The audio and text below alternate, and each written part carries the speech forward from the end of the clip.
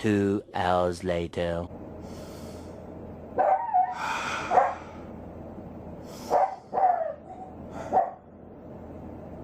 Give me cancer now, God!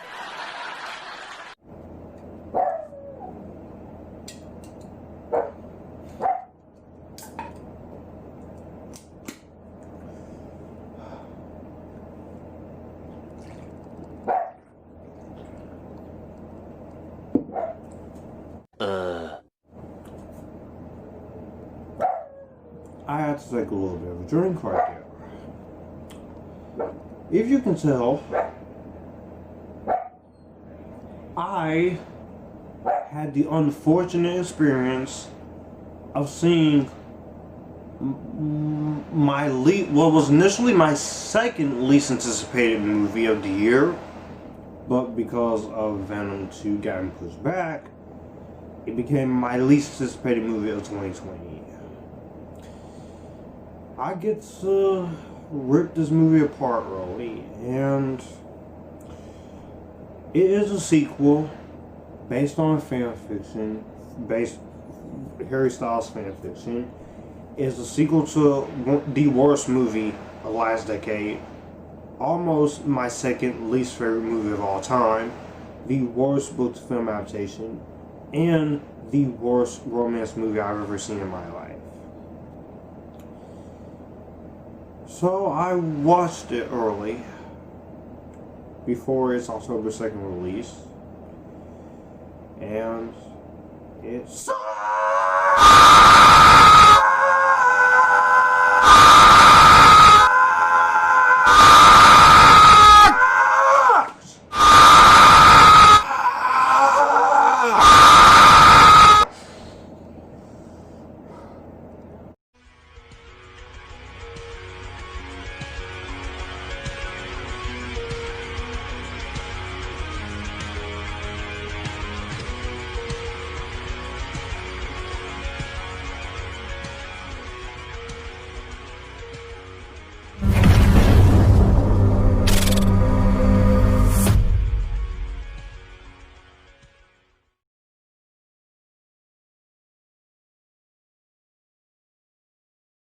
Well, initially this was gonna come out on October 2nd, but it's now pushed October 23rd, but this came out early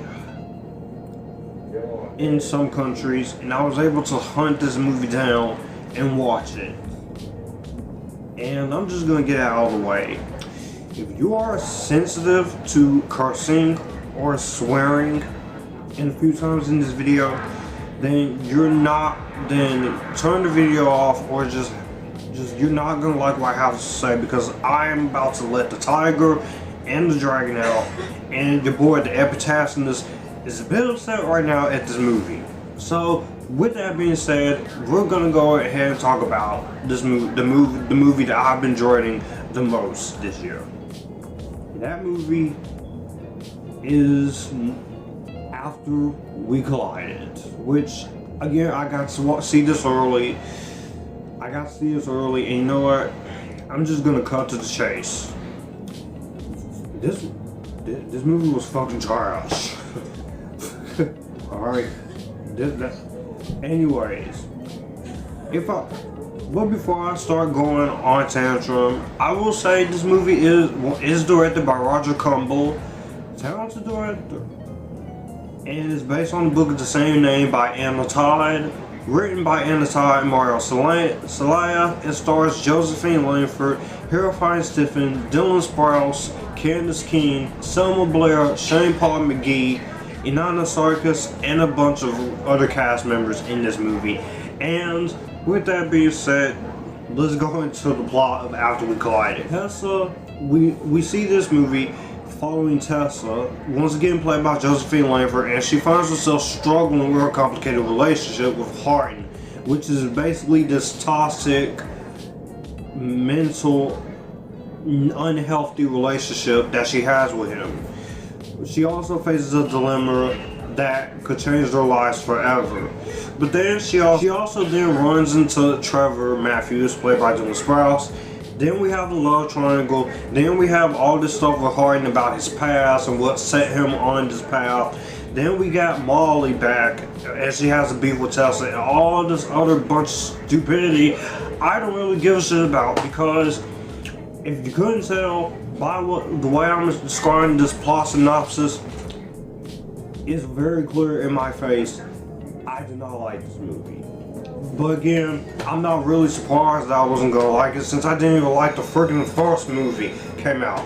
Now, if you guys are new to the channel, be sure to hit the subscribe button and the notification bell for when I go live, when I post new videos, or when I post in my community tab. Otherwise, you're not going to get every single notification down below. Tell me in the comment section down below, are you excited for this? Are you not? In those other countries, if you have seen it, what did you think of it? Did you like it? Did you hate it? Are you somewhere in the middle? Are you a fan of the books?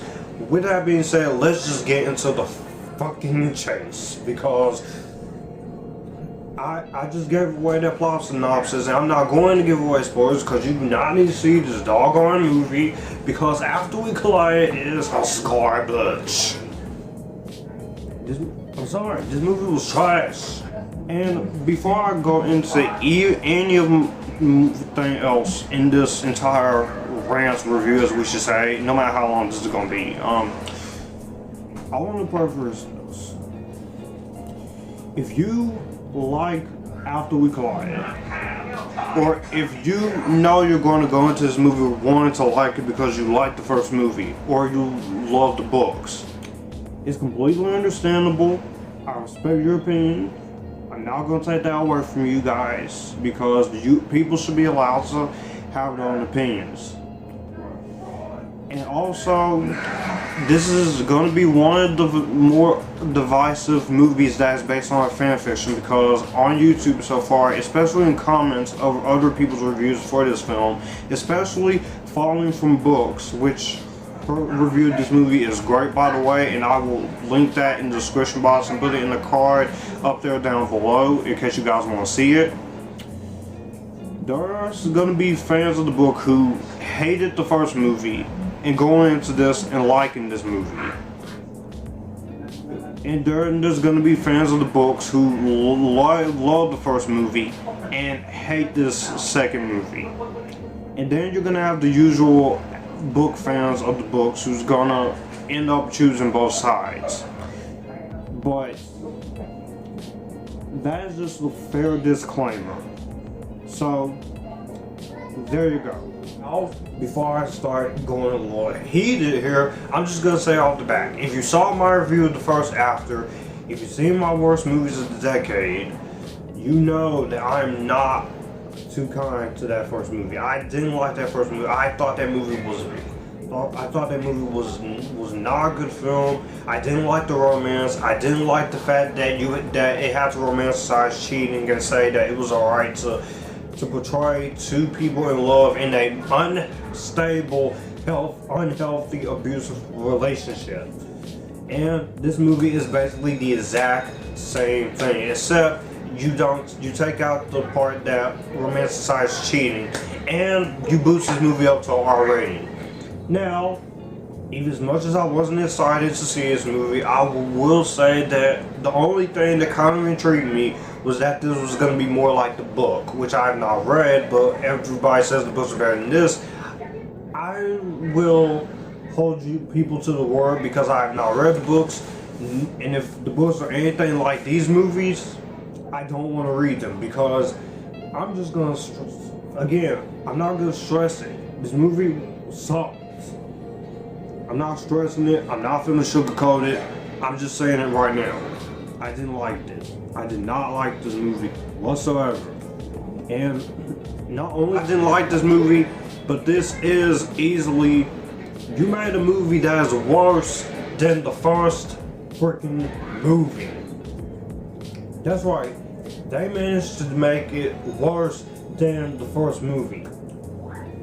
However, there are only a small amount of praise that I have for this movie. So this is the small amount of praise I will give to this movie. One, I will say this movie is R-rated. You do have the cursing, you do have the scenes of Tessa Hardin making out. Pretty much what you wanted from the first movie, but you didn't get because that movie was PG-13. So I will say that was a bit of an improvement there, just a little bit. Also, I will say that this does follow the source material more faithfully than the first movie did. And for fans of the book, I think they will enjoy that. You'll get to see the whole toxicness of Tessa and Hardin's relationship, and that's good for them. Also, as far as me, this is just me being nice with the only few redeeming qualities here, because I would have easily called the rest and said nothing was good about this movie, but every movie that's good and bad, I always try to find the good things in it, or the bad things in it. Or sometimes if I don't have anything bad to say, I'll just say it. I have no complaints. But I will say, give this movie some credit right now. The cinematography in this movie this is a well shot movie. It is a well designed movie as far as production design. It is, like I said, it is R-rated, so you do get Tessa Hardin's love scenes, and they're deep, they're pretty entertaining as well. Also, sometimes you do have a few decent. The soundtrack I love. I do love the soundtrack of this movie. It is a bit obnoxious in areas, but I do like the soundtrack. You got Dove Cameron, you got Little Mix, you have the Fire, you have a bunch of different singers in the soundtrack for After We Collided. And the soundtrack is on Spotify, by the way, which I need to put in my Spotify playlist. And also, I will say from the score by Justin Burnett, this musical score After We Collided is fine. I think the musical score is fine. And also, the direction by Roger Kumble. Roger Kumble is a talented director, and he really does try in the direction department. And the guy, he is a great director. He directed Cruel Intentions 1, Cruel Intentions 2, Fury Vengeance wasn't Fury Vengeance, even though that movie's bad. College Road Trip, The Sweetest Thing, which is one of my biggest guilty pleasures. So I do have a lot of respect for this guy. And also, I will say the only decent performances in this movie, at times, Josephine Langford, she's really trying as Tessa Young. She is trying to work with the lamest, stupid bullshit material that is given for her. But the script does not allow her the free range to do a good job. And that is no surprise when your freaking sequel to already bullshit movie is based on freaking One Direction stupid fanfiction. Also, Dylan Sprouse and Shane Paul McGee as Trevor and the stepbrother of Hardin, they do a good job too. As far as what I'm mixed on, I guess the only thing I'm mixed on is Hero Fiennes-Tiffin. And these are actors that I'm listing off, they are talented. I have seen them do stuff outside this. Josephine Langford in the episode Into the Dark, Wish Upon It.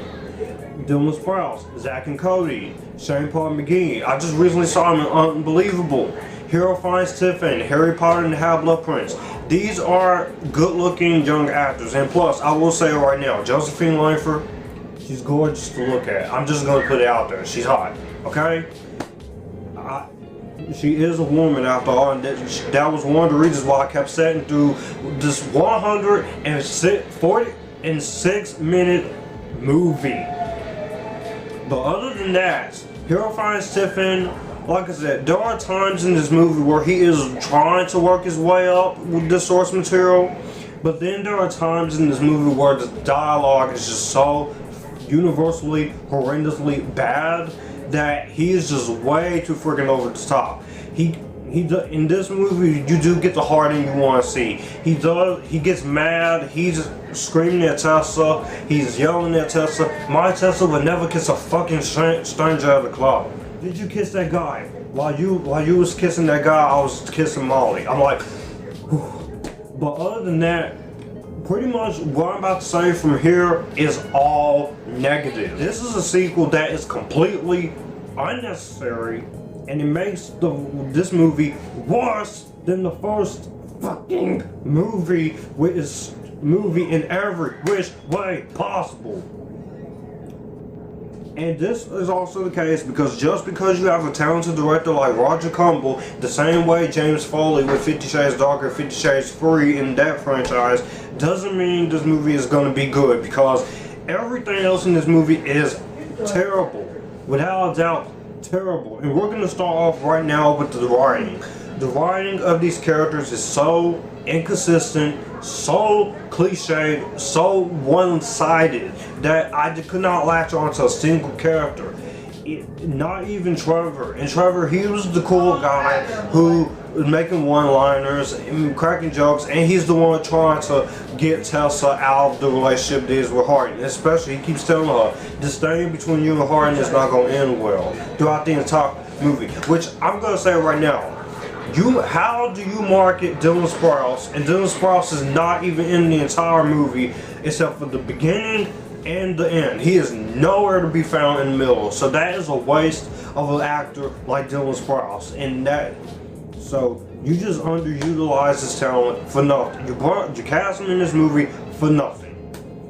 But again, the writing in this movie is so cliche, so stupidly bad. I found myself laughing at points, and I found myself kind of cringing at a lot of the dialogue. Now at times there were some lines of dialogue that I was just finding myself laughing at, mainly from Hardin. There was a scene in this movie where they have a New Year's party, and you know Tessa and Molly gets to this fight, and Molly's calling Tessa a certain name that I will not repeat. Then they get into a big fight. Then everything possible that this movie does wrong with the writing is done wrong. I don't give a shit about this romance. I did not give a shit about Tessa Hardin trying to prove that he loves Tessa, because I didn't care about them in the first movie. That was your biggest mistake with the first movie.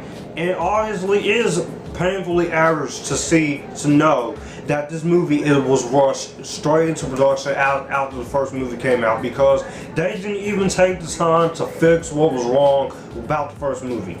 Disinteresting characters, disinteresting story, and a toxic romance that I didn't care about. Now, for some girls and for some people at the after books, they will enjoy that. And they only are enjoying it because it's in the book. And again, I'm gonna say something a little controversial here. In the comments, do not even try to compare this movie to the book, because this is basically 50 Shades Darker, just with teenagers. Because they're teenagers during college, and they're 19, she's 19 and he's 20. And people's gonna say it's not fair to compare. You don't get to lecture me what's fair and what's not fair with this movie, because I was being open-minded. I gave this movie a fair shot on the day I watched this. It was Saturday the 5th. I watched 3 other movies that day. One movie with Wes Anderson, and the other 2 movies I did as well. And people's gonna say, Josh, read the books. You'll understand why things are the way they are. I should not have to read a freaking book to understand what the hell is going on with these characters. Tell me why I should care about Tessa and Hardin. Tell me why that I should root for both of them to get in this relationship. And you failed. You have failed this city. It is very similar to the 50 Shades movies. My issue with both of these movies is that you have characters that I'm supposed to be rooting for, who I want to see get together. They're so wooden, uninspired, boring, lame as shit, and weak. The relationship of Tessa Hart in this movie is manipulative, obsessive, abusive, toxic, and the weight of this relationship relies purely on the fact that they're raw, physical, sexual chemistry. That's what, yeah. Sexual chemistry. Do you get what I'm saying here? Sure, maybe the sex scene isn't good, but the problem is they're not done completely 100% right. I'm not gonna blame the director. I'm just gonna have to blame the editing, because it's not cut right. This is not a good representation of characters that is meant to drive this movie forward in a cohesive and investing narrative. The relationship with Tessa Hardin is so manipulative, abusive, obsessive, and lame and so toxic that I just found myself, I don't care for any of these two guys. And it's not the actor's fault. It's not the director's fault. This is mainly more on the writing, because the writing in this movie hurts with every single character in this movie. You don't get to care about a single character. You don't get to have any twists and turns. But the biggest disappointment of the writing is that in this movie, they did say we would get more of Hardin's backstory as to why Hardin is the way he is. And that doesn't even, and that was another interesting thing. I think they could play it on, but even that isn't that great, honestly. It's short, it's done and over with, and it just feels so incomplete. But also, the next negative I do have is that this movie, the pacing of this movie is dull. I have to go back to the movie. Then I was checking my phone, then I was checking Twitter, then I was checking my Instagram, checking my Facebook, checking my Snapchats, checking my Stardust, checking my social media, back and forth. And I was also checking the timer on my phone, because this movie is an hour and 46 minutes and it felt like 3.5 hours. It felt like I was watching Avengers Endgame and The Lord of the Rings: The Two Towers, but not moving at a well-respected pace. Because this movie is there are a lot of slow, boring moments, and I get it. This is supposed to be a romance that we're supposed to care about, but as someone who did not like that first movie, I just couldn't connect with these two. I just couldn't. And also the same cliched characters that you have in the first movie are in this movie again. And it's not the actor's fault. I'm gonna keep saying it. The cast is not the problem with this movie or the first After movie or the next two that are inevitably announced. They are not the problem with this movie. The problem with this movie is the writing, the story, or this is just material that is not worthy. And also, the movie is quick, but again, it is also pretty obvious to me as I was watching the movie that there was a lot of things that they had to cut out, because this movie was initially supposed to be 2.5 hours long, and it doesn't even feel like 2.5 hours. It feels like somebody hacked into the editing room and then just cuts important things, stuff that would have made more sense to the plot or to these characters, and just cut it out on the editing room floor just to put this movie out in October. But everything else, half of the stuff that happens in this movie were unintentionally hilarious. The ice skating rink moment, the fights, the party at Christmas. The party in New Year's was also pretty hilarious because of Molly just shamming down Tessa, and then when Tessa, this was a scene that made me happy because Tessa just completely beats the ever-living crap out of Molly. Problem is, Hardin hasn't interfered. If he would not interfere and just let them go, I would have been fine with it. And then there was a moment after they make out and everybody's having a party where he gets upset and he starts screaming and going over the top, where I just found myself laughing unintentionally when he gets mad at her for kissing another guy when he was clearly kissing another girl. And this once again says that it's okay to cheat. What kind of message are you trying to send here, movie? But again, when he says, he's literally screaming out loud saying, you don't get to cry, you get to kiss another guy. And then they calm down and then he says, you're never gonna trust me. And then you obviously know what she's gonna say. And then he basically just goes off of her saying, you act like you're so innocent. I'm like, dude, shut up. I don't like your character. That was me the entire time Hardin says something. It was like, shut up. Honestly, Trevor was somewhat of a more interesting character because he actually has feelings for Tessa. and he actually wants her to stay away from Hardin. The important thing about a romance is that you need to care about the man and the woman involved in the relationship. Give us reasons on why we should care. Give us reasons why we should root for them. And this movie fails on both, because as I said again, this romance is nothing but a completely toxic, manipulative, stupid, controlling, abusive, physically sexual relationship that only requires nothing out of them but except the fact they want to make out with each other because he has a good looking body and because she has a good looking body. And then there is one scene in this movie that they show in the trailers with Hardin and Tessa in the teaser trailer. Why Tessa would never kiss a stranger? There is no you're Tessa anymore. Yeah, it's like that scene in the teaser trailer with them arguing.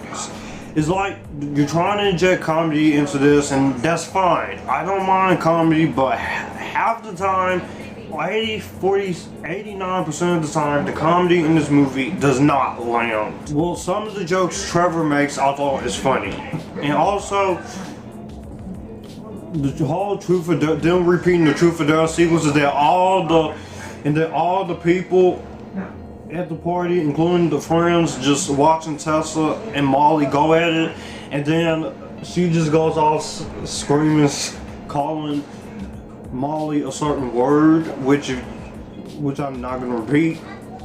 And then when Tessa closes her out and says Happy New Year, the pacing in this movie is boring. I found myself sitting there. Nothing was happening for a good majority of the movie. Even though you supposed to have a lot more going on, it felt like I was watching The Dark Knight Rises, but with an extra 37 minutes added to it. Which The Dark Knight Rises is a better movie than this. The pacing in this movie is slow as like sitting through Twilight Saga: New Moon again, which I don't even like that movie, but I'll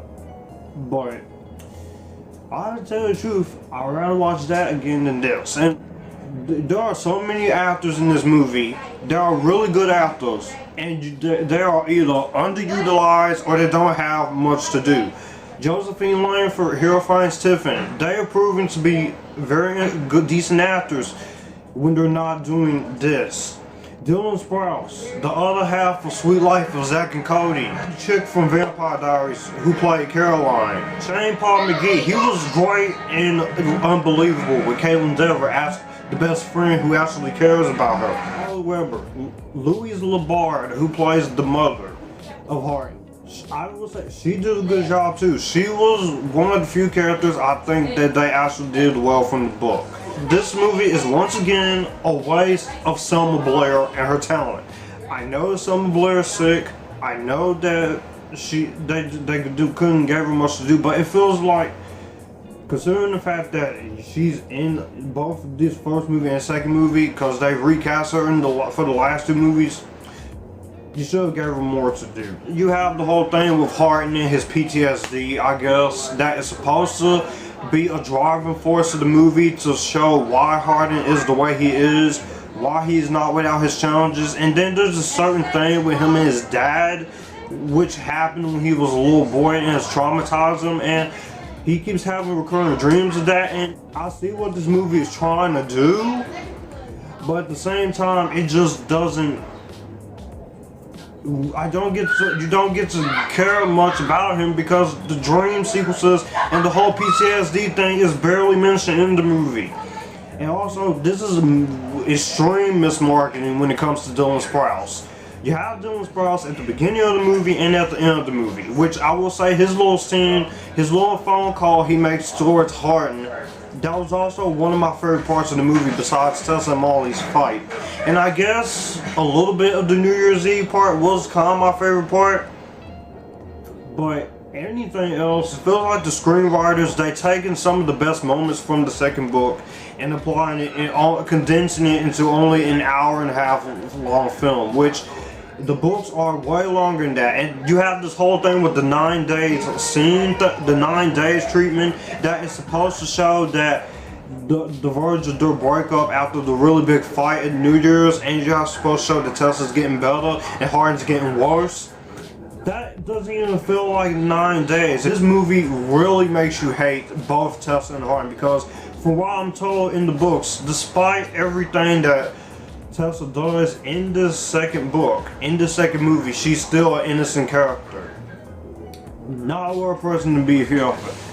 It's inconsistent as far as half of the stuff in the books and half of the stuff that's supposed to make sense and supposed to give us motivation for both of these characters. And it's just like, I don't care. What? You should have done this in the first movie. But my big thing with people, and people is gonna do this in the comments, don't sit up here. Do not compare this to the freaking source material. Comparing this movie to the actual books, that is the lamest, cliche, tired-ass excuse. Let me give you some script writing 101 tips from Josh, the man himself. The job of a screenplay writer is to take the books and adapt them and give us an understanding on why certain things are the way they are. And they should be doing what the book taught us in its own merit, in its own light, as a film adaptation. And granted, comic book movies, yes, you will have to read source material to understand characters. I can get behind that. The Harry Potter movies, they did change some stuff in those movies, but they were still faithful. Lord of the Rings was very faithful. The Hobbit was still faithful. Even Diary of a Wimpy Kid was more faithful than these. Even the Twilight movies, as flawed as those Twilight movies are, they still were somewhat faithful to the source material. Even though Breaking Dawn Part 2, you could have changed that whole fight into actually being real, they were somewhat faithful. They were faithful. But it's like, whereas these after movies, it's just like, it's not faithful at all. And I get it. Tessa and Hardin are in a relationship that's toxic, mentally abusive, physically manipulating, and relies on sexual chemistry. I get that, but having people like myself, who is a film lover and a romance film lover, read these books to understand the motivation of everything that's going on. It's like taking the easy way out, saying that you have to read the books to understand what's going on. I'm gonna say it again. No one, including myself, you shouldn't have to read any of these books to understand these movies' story, the narrative, the situations, or its characters. You shouldn't have to go that route. But apparently that's the only way to understand what these characters are going through when the book, movie, and the script writers are supposed to tell us why they're in this toxic situation. Seriously frustrates me that is the main excuse people will make to defend this movie. Read the books to get better understanding. Read the books to get better understanding. You'll understand why Tessa's like this. You'll understand why Hardin's like that. No, you wait! It's taking the easy way out! What the fuck? Watching all 8 of the Harry Potter movies is so much better than watching this movie again. Watching The Notebook is better than watching this. Watching the High School Musical trilogy is better than this. Watching Freddy vs. Jason and Alien vs. Predator and I Could Party with Victorious is much better than this. Playing with my SpongeBob plush is better than this. Heck, waiting for WandaVision to drop on Disney Plus is a lot better than watching this movie. Hell, I'd rather watch fucking Venom than watch this movie again. Look, I don't like Venom, but you know what? Rewatching it doesn't offend me. It doesn't anger me as much as it did when I watched it back in 2018, or as angered me this much as this movie does. And unless you are a fan of the first After movie and the books, feel free to watch it by all means. I'm not going to stop you if you have an opinion that isn't same. But I just not understand. I just won't understand. But look, I'm trying to be nice. I'm trying to be fair to both of these after movies, and both of these movies commits the same fucking mistakes. They stupid, a romance I don't care about, cliche characters, two unlikable leads, one who cheats on with other guys, skips classes, skips college courses, doesn't text her high school sweetheart or her mother, and then the tattooed up, booed up bad boy who just freaking throws things, drinks, gets mad at Hardin. As I said, I'm sorry, the two leads in the movie, Tessa and Hardin, are fucking retarded. Every single decision that is made in this movie, every single bad decision that they do in the 50 Shades movies is done here talking tea, and I'm sick of it. Last thing I'm gonna rant about here, as I said it, movies like this are continuing to be made. Studios know that they are going to put out sorry-ass pieces of shit fanfiction romance movies like this. That audience, they market the ever-living hell out of it on social media, and plus with only 1 or 2 or 3 trailers. I swear, After We Collided was marketed heavily on Instagram as the big messiah of the after sequels. With all that, people, it's whether we're in the pandemic or not, people is just going to go to the theaters and go fucking see it. Yeah. Movies like this are the reasons why The Kissing Booth 2, To All the Boys I Loved Before, Fall in Love at First Kiss, Crazy Rich Asians are breaths of freaking fresh air, because they're not fucking hard. Like this are the reason why people do not like the romance genre. Movies like this are the reasons why so many original writers, creative producers and directors are trying to do something interesting with the romance genre, and then every time their original ideas doesn't get laid off the ground, sorry, pathetic, lame fanfiction love stories like this gets put in the filters and screened for our viewing pleasure. Movies like this are the reason why so many people will not take the romance genre seriously, who look and frown upon the romance genre as just one of the worst genres of movies, and just completely dismantle it, trash it, disown it, and cause it out for every single cliche made.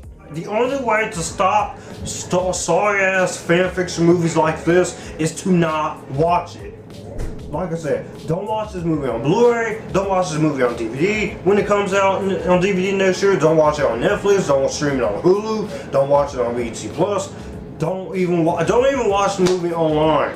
Unless you are a fan of the first after movie and these after books, if you love the first movie, you'll like this. But I do encourage you in the comments, everyone who is a fan of the after books, whether you like them or hate them, tell me why you like and hate this movie. Let's have a friendly, nice discussion. Again, just don't come at me with that excuse, you need to read the books, or you don't like romance movies, because then I'm just going to show you real quick in my comments.